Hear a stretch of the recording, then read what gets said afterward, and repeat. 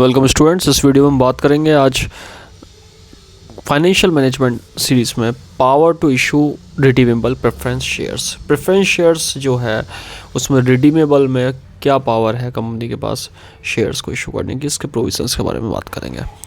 पहला पॉइंट यहाँ पर है कंपनी लिमिटेड बाय शेयर। जो कंपनी लिमिटेड बाय शेयर्स है, एक होती है लिमिटेड बाय गारंटी, एक होती है लिमिटेड बाय शेयर्स। एक अनलिमिटेड लिमिटेड बाय वाली होती है और एक अनलिमिटेड लायबिलिटी वाली होती है।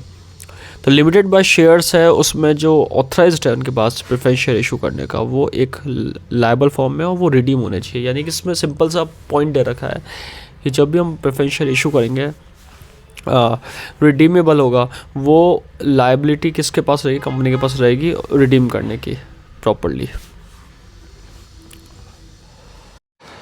जो कंपनी है वो ऑप्शन है रहता है उनके पास कि अगर रिडीमेबल है तो वो वहाँ पे इशू प्रेफरेंस शेयर इशू करेगा। इसके कुछ पॉइंट्स है, जैसे कि फर्स्ट पॉइंट है no share shall be redeem except out of profit. Profit अगर को छोड़ के कोई भी शेयर रिडीम नहीं करा जाएगा आउट ऑफ प्रॉफिट के अलावा। आउट ऑफ प्रॉफिट मतलब प्रॉफिट के अलावा जो भी पार्ट है उसको रिडीम भी करेगा और बाकी को रिडीम कर लेंगे। No such share shall be redeem except out of profit. Out of profit को छोड़ के कोई भी शेयर रिडीम नहीं होगा।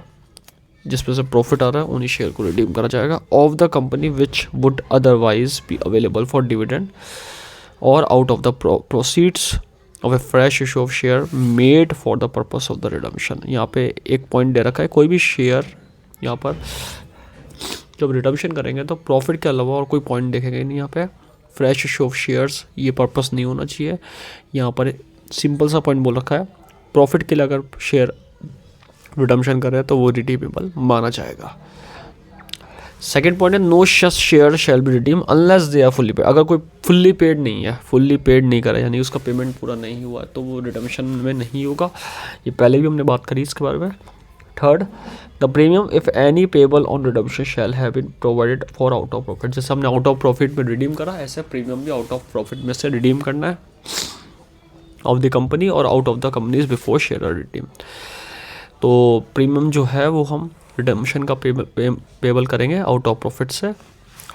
Where any such share are redeem otherwise than out of the proceeds of a fresh issue there shall out of profit which would otherwise have been available for dividend to be transfer for reserve fund. अब कोई भी share है उसका जो redeem आया है out of proceed of fresh issue या फिर आउट ऑफ प्रॉफिट के अलावा, तो वो सारा हम रिजर्व फंड में ट्रांसफ़र कर देंगे। जो भी इसका डिविडेंड आया किसी भी शेयर का रिडम्पशन में या किसी भी शेयर का आउट ऑफ प्रॉफिट के अलावा जो पैसा आया है वो हम रिजर्व फंड के अंदर रिजर्व के रूप में ट्रांसफ़र कर देंगे।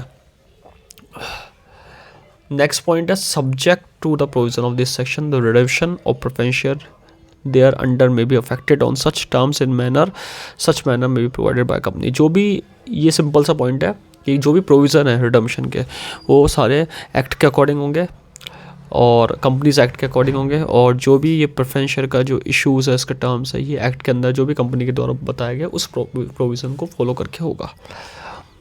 The redemption of preference share under this section by company shall not be taken as reducing amount of authorise share capital. Redemption जो होगा इस सेक्शन के अंदर वो ऑथराइज कैपिटल में से रिड्यूस नहीं होगा। जो भी ऑथराइज कैपिटल है हमारी उसमें से अमाउंट को रिड्यूस या कम नहीं करेंगे। नेक्स्ट पॉइंट बता रखा है यहाँ पर, द कंपनी हैज़ रिडीम और is about to redeem any preference share it shall have to power to issue share up to a nominal amount of the shares redeem और to be redeem as those shares have been never issue. जो भी company redeem करती है अपने shares को वो उसके पास power रहती है कि नॉमिनल अमाउंट में उस शेयर को वापस रिडीम करे। नॉमिनल अमाउंट मतलब पार वैल्यू में जितने में ख़रीदा था कम से कम उतने में तो उसको पैसा मिले, और जितने में बेचा तो उससे कम से कम उसमें उसको पैसा मिले। और यहाँ पर उसकी जगह अगर इशू भी नहीं करे, कोई भी शेयर इशू नहीं, फ्रेश इशू नहीं करे, यानी कि पॉइंट बता रखा है रिडीम जब भी करेगी कंपनी तब यहाँ पे कंपनी के पास पावर है कि नॉमिनल अमाउंट में उस शेयर को वापस रिडीम करने की और उसकी जगह इशू नहीं करने की है। The capital redemption reserve account में भी अप्लाइड। एक रिडम्पशन रिजर्व अकाउंट कंपनी को बनाना पड़ेगा जिसका नाम है कैपिटल रिडम्पशन रिजर्व अकाउंट, और उसमें अनइशू शेयर्स के लिए पे करेगी जो कंपनी के मेंबर्स है अगर उनको बोनस शेयर इशू करता है तो उसमें कैपिटल रिडम्पशन रिजर्व अकाउंट में से अनइशू शेयर जो इशू कर देगी कंपनी बोनस के रूप में, अगर कंपनी अपने एम्प्लॉयज़ को बोनस देती है तो। इसके बाद पॉइंट दे रखा है लास्ट जो है 6 नंबर का, if a company fail to comply with the provision of this section. इस सेक्शन के जितने भी प्रोविज़न है अगर कंपनी उसको फेल यानी कि पूरा कंप्लाई नहीं कर पाती, फॉलो नहीं कर पाती, तो हर ऑफिसर कंपनी के उसको पनिशमेंट दिया जाएगा और वो फाइन 10,000 रुपये तक भी जा सकता है, यानी 10,000 रुपये तक का पनिशेबल पॉइंट यहाँ पर दिया गया है। तो इस वीडियो में हमने बात करी है power to issue of redemption of preference share, जिसमें हमने कई पॉइंट्स के बारे में कवर करा है। Thank you.